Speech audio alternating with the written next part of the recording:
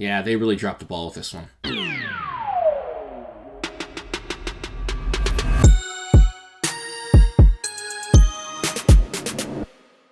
What's going on, guys? Welcome to part 3 of my Scream franchise review series, where I review every single Scream movie leading up to the new one, which comes out on Friday. So I'll review the other ones, see that, review that, and then I'll rank all 5 of them together. So we are now on Scream 3, which came out in 2000. So a little bit more of a break in between 2 and 3 than there was in between 1 and 2.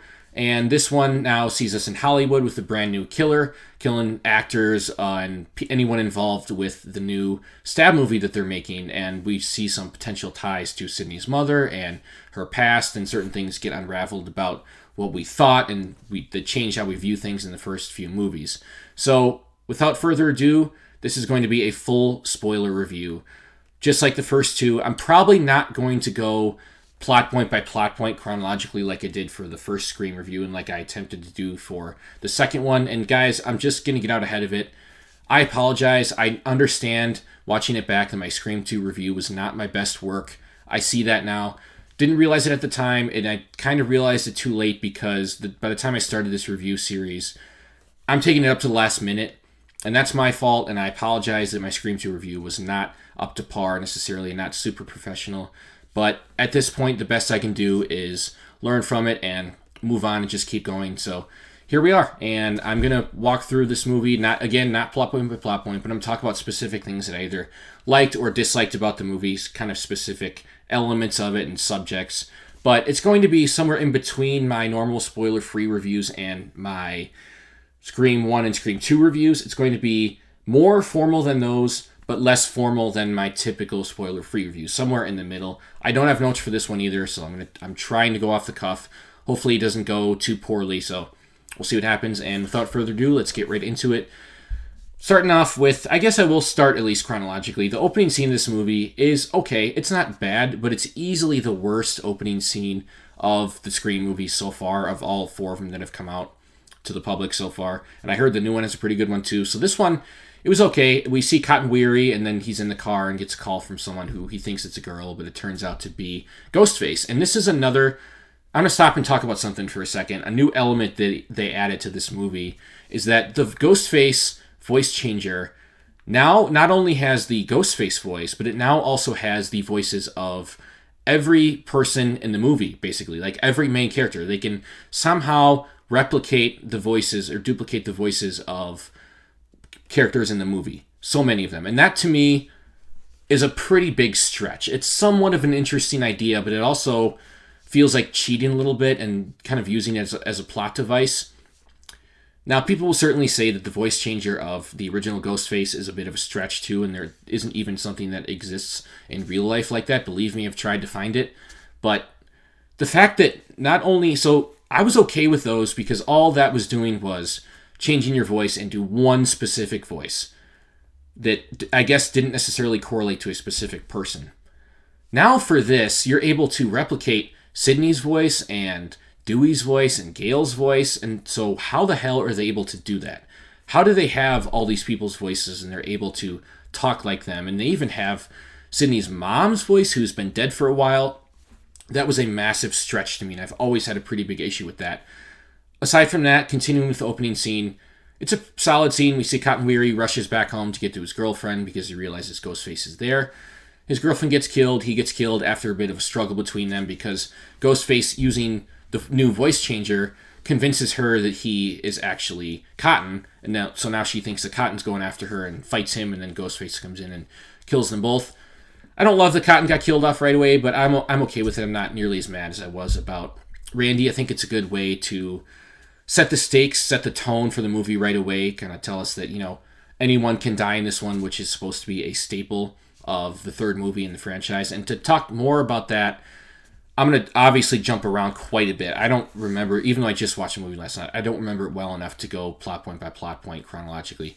So once I think of something, and then I'll kind of branch from one thing to another. So talking about the third movie of the franchise, we have the video from Randy, which it's great to see him back. I really, really wish they wouldn't have killed him. And I think they realized it while they were filming this movie. Like, shit, we are really missing Randy in this one, because his commentary and his humor is some of the best parts of the first two movies, and they sorely missed it in the second half of Scream 2 and sorely missed it here.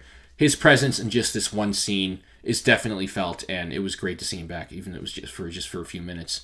And he basically says that in the third film of the franchise, it's not just another sequel, it's the conclusion of a trilogy.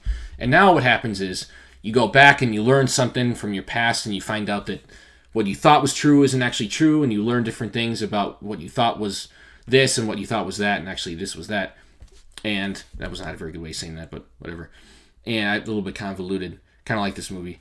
And then he says that the killer is going to be unstoppable, some kind of like superhuman or something. You're going to have to either blow them up or cryogenically freeze their head or something. So more meta stuff, talking about the conclusion of a trilogy, which I loved, even though there's just a little bit of it. Certainly the other two movies, you get it all throughout, which they really shouldn't have killed off Randy, because that element is sorely, sorely missing in this movie. And we also get to see Randy's sister, who we've never heard of up until this point. But I thought that actress did a good job. I certainly liked her. And then, okay, so now that I'm on characters, let's continue with the characters. Sydney is great as always. She continues to be my favorite final girl of all time, and I don't think anyone will ever pass her up. She's phenomenal. Total badass. Portrayed so well by Neve Campbell. The problem, though, is that she's not actually in the movie that much. She doesn't feel like the main character. We get introduced to her. She's living in this kind of secluded house where she's pretending to be someone else, where she's basically doing this phone therapy, kind of helping people out, like some kind of hotline. They call her, and then she helps them with their problems under a fake name. And I enjoyed that. I think that was a nice way to take the character. But she doesn't even come into play until maybe halfway in the movie. Maybe not quite. Maybe at the end of the first act. And then she kind of just sits around in the police station for a while. So easily the best character in the movie, best character in the franchise, you sideline her for a good portion of the movie. That was weird to me. That was certainly something I didn't like about it, and I didn't understand why they did that. Then they bring her back in full force for the third act, which is a pretty solid part of the movie, except for the killer reveal, which I'm not going to quite get to that yet. But overall, the third act I certainly enjoyed, and Sydney was easily the best part of this movie, because I'm not going to lie to you guys, there's really not much else going for it. I don't think this movie is very good. It's easily the worst of the Scream movies, and it was the only one that I would consider to be bad. A movie that I would not recommend whatsoever. So, continuing on with the characters, and this is one that it really, really pains me to say this. Dewey and Gale are starting to annoy me at this point while watching this movie. It's like they're kind of getting old. Their whole shtick is getting old. The whole will they, won't they thing, and they're now just kind of goofy sidekicks. And it's getting a little tiring. Maybe they should have killed off Dewey in Scream 2 when they faked his death. He certainly should have been dead there. And maybe he should have stayed dead, because they're just not interesting anymore. And I hate saying that, because I absolutely love the actors and I love them in the first movie. Their chemistry was phenomenal, and they still have the chemistry because they're married in real life, or they were at the time of the movie. But I just got sick of them. I don't really care anymore, and they spent way too much time on the movie on their crap. The whole will they, won't they thing starts to get annoying at this point. I'm like, all right. And they do end up getting engaged at the end of the movie, so that was nice. But it was starting to get annoying. And the whole, everything they do in the third act, where they're kidnapped, and then they're trying to find Sydney. It's like they're around to do now is get into trouble and get captured and be a nuisance to Sydney, basically. And then you get the whole plot line with Gale somehow working for the cops, which was a decent idea, but it gets a little weird, especially with her working with the actress that is playing her, who is portrayed by Parker Posey. I'm kind of mixed on her. So on one hand, she's very annoying, poorly acted. But on the other hand, that's kind of on purpose, you feel like. And she's actually kind of funny at times. So I'm going to call it a wash. Even though she annoyed me, she certainly also entertained me. So it's kind of mixed in that way. The rest of the characters, for the most part, sucked. And that's why this is the worst movie. One of the big reasons why this is the worst movie of the four so far is that they have easily the worst group of characters. First of all, the guy that's playing Dewey is a horrible, just cliche, over-the-top asshole. Nothing to like about him whatsoever. I was happy when he got blown up. There's the quiet girl who's playing Sydney, who she's okay. Apparently she was actually supposed to be one of the killers, and that would have actually made a lot of sense given certain things that transpired with her character. But didn't really have that much to do Roman, I did not like at all, and he's easily the worst killer of the Scream franchise. I hated the reveal. The actor, I don't know if it was a directing or acting or writing, didn't do that great of a job. I just never bought it. And not only that, but there's also the fact that he retcons Billy Loomis's motivation, which I hate, because Billy Loomis is such a great character and such a great villain in the first Scream movie. Now you go back to, and basically you go back and retcon that and say, oh, he was just a lackey. He was convinced to do that by someone else who was actually Sidney's brother, and he felt neglected by their mom, and so he gets Billy to do this, even though Billy should have already had a motivation, just need a little push. I hate that. Mainly because Roman isn't nearly as interesting as Billy and Stu are, isn't nearly as charismatic or charming or menacing, honestly. There is nothing about this character that interests me, and I cannot stand the fact that he's the killer in this movie and the fact that he basically undoes the motivation of Billy and Stu. Hate that. Now, if it would have been someone who was more interesting, more compelling, that could have worked, but Rowan wasn't, so that annoyed me. Continuing on with that, the whole retconning and going back, revealing all of these things about the past of Maureen Prescott was not very compelling to me. Because this is a character that we barely even know. I mean, we know her effect on Sidney, but we never got to know the character herself. So the fact that they're focusing so much on her, they almost focus more on Maureen than they do on Sidney, which annoyed me. I didn't think, they tried to do a little bit too much. They tried to be too clever, tried too hard to do something different with this movie, to go back and change things. Oh, this was actually going on the whole time and make us learn new lore. It's like, none of this really works. And to go along with that, this is the first Scream movie and the only one until the new one, which was not written by Kevin Williamson, who is a phenomenal writer. And you can definitely feel his absence in this movie. The writing isn't nearly as slick and as clever as the first two movies, although it definitely tries to be. It just never reaches that. It doesn't do anything interesting enough to warrant, me.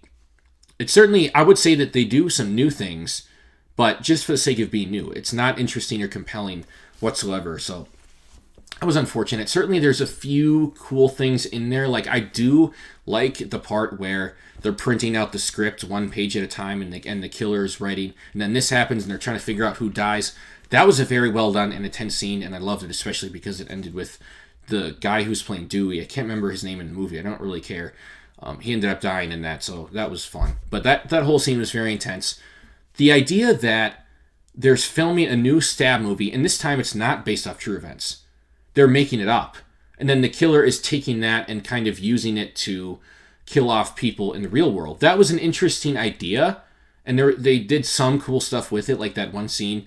But it just, other than that, it never really was as interesting as it could have been. Also, kind of similar to Scream 2, the pacing is not very good. The first Scream is paced phenomenally. It never lets up, and it's so tight from start to finish. This one drags in places and certainly gets boring for a while. And I kind of found myself like, where is this going? And by the time the end happened, I didn't really care anymore, especially because I knew what was going to happen, and it was going to be Roman, who is a character that I do not care for and hate what he stands for.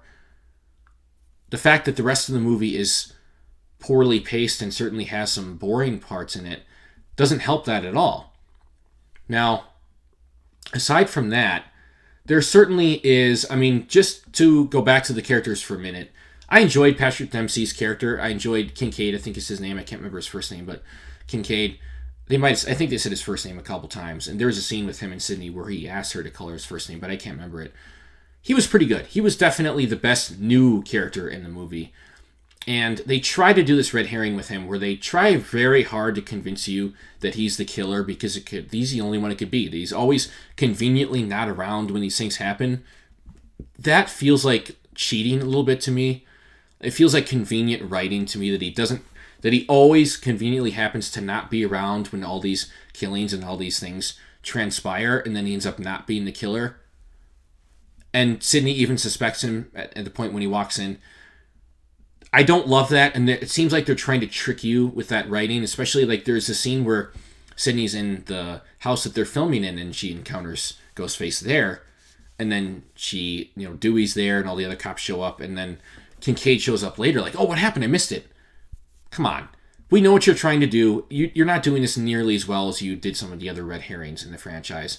So again, like I said, they tried with this movie. But because of Kevin Williamson not being there, it certainly felt like it was lacking something. Like all of these elements didn't add up to a great movie like they did with the first one and somewhat for the second one.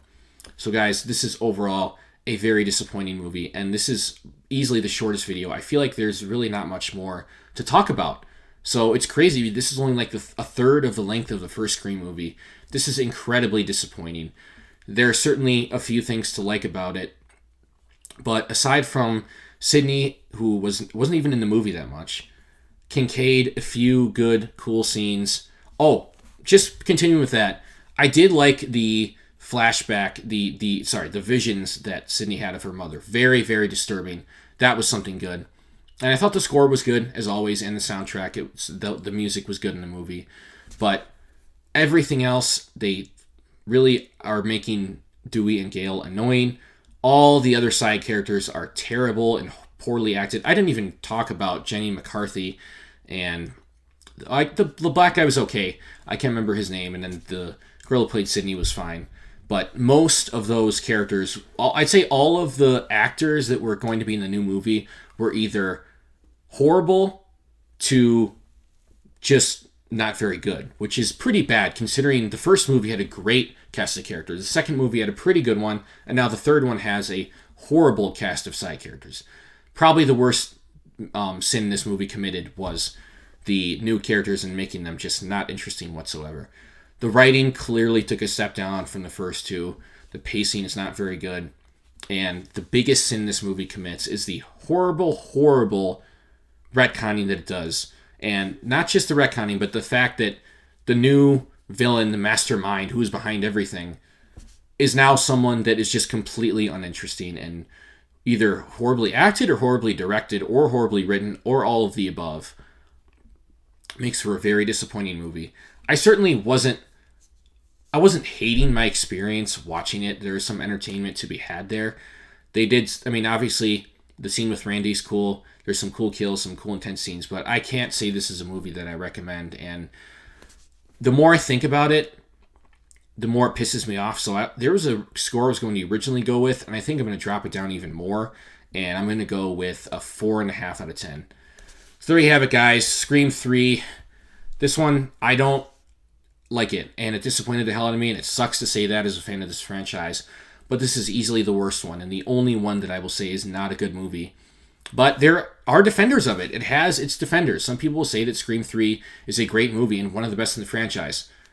I don't understand that. I never will. But they're out there, and everyone has different opinions, and that's okay. Are one of you Scream defenders, some of people watching this video? I would love to hear your defense of this movie. Because even though there's no way anyone can convince me this is a good movie, I want to hear why you think it is.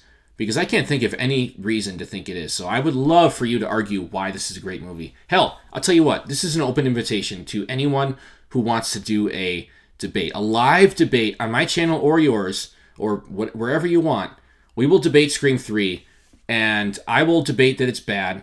And you will argue that it's good. Again, if there's anyone out there that thinks that Scream 3 is a good movie, I would love to debate with you. Because I don't see any way I lose that. Because I'm so convinced that this is not a good Scream movie, and I have tons of reasons why, which I explained in my video. So, there you have it, guys. Aside from that, Scream 4 is coming up, which I am a much bigger fan of than this one, and we'll see that in my review for that. Then, I'll do the Scream 5 review, Scream ranking, and then I have my new stuff that I've been teasing for a while, so that's coming next after that. Guys, if you enjoy this video, even if you like Scream 3, if you like the video overall, like me explaining why I don't like it, hit the like button. Likes are super, super important for YouTube channels. If you enjoy my content in general, hit the notification bell, hit the subscribe, and then notification bell so you get notified when I post a video. I kind of said that backwards, but shit happens. And then drop a comment if you've seen Scream 3. Again, if you like it, I would love to hear it. Please, please, please, if you like this movie, defend it. I want to see it.